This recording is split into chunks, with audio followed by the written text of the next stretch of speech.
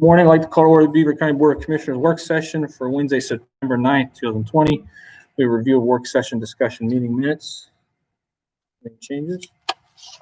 The department head report.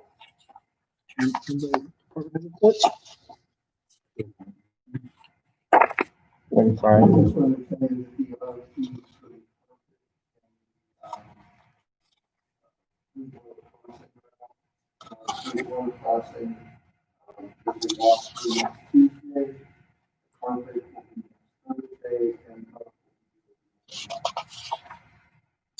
Have you, Dan, was it Dan, you're gonna reach out to some carpet? Okay, so there's maybe more interest this time in, okay, all right, good. All right. Any other department head report?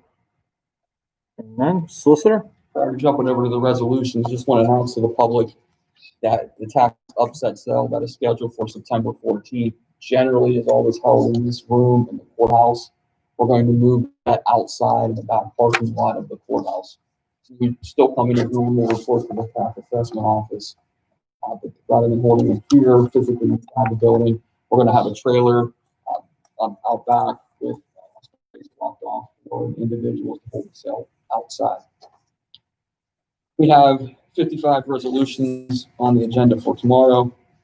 You'll see a lot with MHMR. A lot of those are just amendments to various programs. 24, 45 to 49 are all tax exonerations. 38 through 41, these are agreements that we did with Premier Power. These are locking in various rates throughout the county. We previously brought this up probably a little over a month ago. These are just the formal agreements locking those various rates. 42, Greeners does the garbage collection here at the county. There's a current agreement in place. This is just a one-year extension of that agreement. 54, as it is right now, may be pulled tomorrow unless we get more information from P-Corp.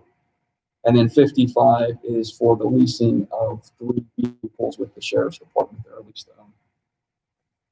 And unless there's any questions for the law department, we do need an executive session to discuss. I don't have any questions for the law department. None. Board of Commissioners, Commissioner Mann. A couple of things. To let people know, the eviction stay was extended by President Judge Mancini through the end of the year. I know we have a lot of funds coming in from DCED to help landlords and tenants stay in place for a while. But I know it was here with that, some demonstrations of it, and the judge did have the authority to do that. So I was pleased to do that, see that, and also that our community development folks are getting funding to help do that. There's a lot of funding. It's hard to keep track of it all, the different sources of where it's coming in and what it's earmarked for. But I want to let people know that as well. There's going to be a siren test Thursday, 10 a.m. It will go for 3 minutes. The world will not be coming to an end. Shell isn't having issues.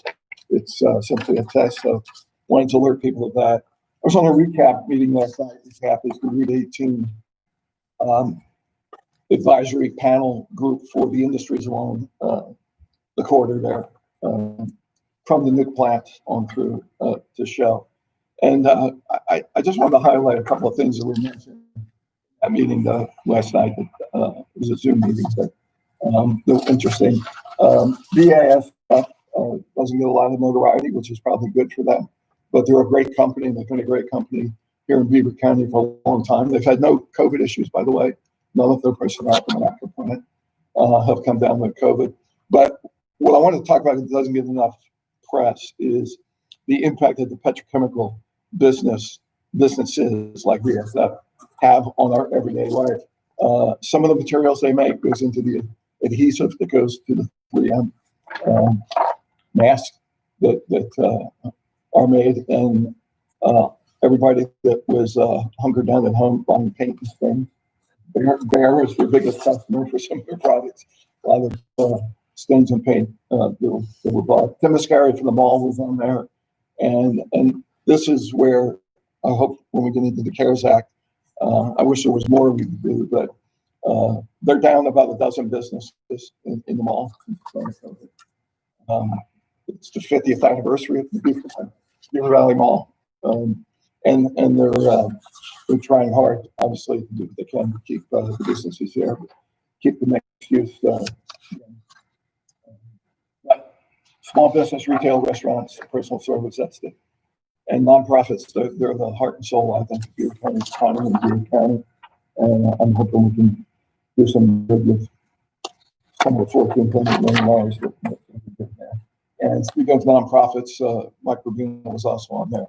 And they were 150,000 behind schedule on their fundraising. Last year, they finally got back over $1 million worth of United Way contributions. And this year it's going to be a struggle to get back there. Job training for Beaver County was on the thing. They're on the phone. Most of their inquiries about how to collect unemployment, and they aren't the unemployment office. But they have over 400 job openings and very few job seekers, which is disturbing and difficult for us to figure out what role we can play to get people back to work when there are jobs. And obviously the jobs that people aren't interested in at this point in time, mainly because of COVID, I suppose. And Shell was on the phone and they just reported that they're about 5,300 employees back at the site, which is probably the max they're going to be at for quite some time. So I just thought I'd relay some of those pieces of information. The other thing is I've been talking to Doreen. We're up over 23,000 applications for the mail-in ballots with still several months to go. And there is a bill pending in Harrisburg, 2626, still has to go through the Senate and the governor.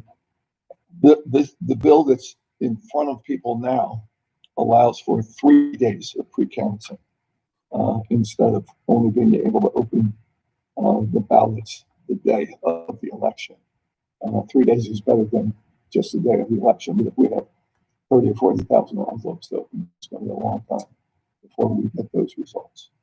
So I'm hoping that Harrisburg comes through, gives us some assistance, because what we do have in our control, I feel very confident that mail-in or in-person voting, which quite frankly, if it's good weather and with the COVID precautions we're taking, I would encourage people to go to polls and vote. But if people don't want to, I have no problem with them mailing in. I have full confidence that their vote will be counted as well. But don't expect results by 11 p.m. election day at this rate. So, and the last thing I got to notice yesterday, there's another food distribution.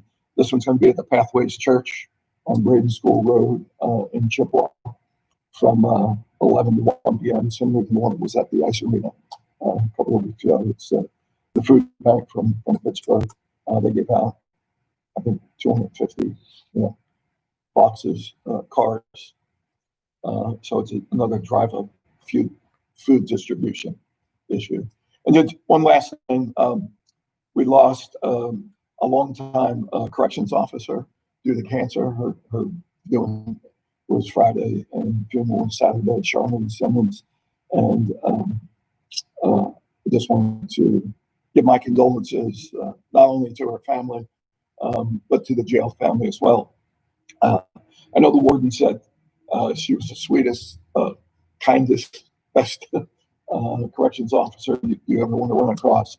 It was a very poignant thing to see on Friday. And so my condolences to all the correction officers and the people that had come in contact with Charlene.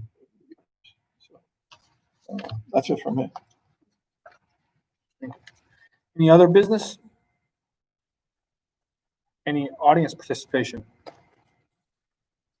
Hearing none. Again, we need to reconvene from the executive session. No. All right, we'll move into executive session, not reconvene. Thank you. issues, they let it die.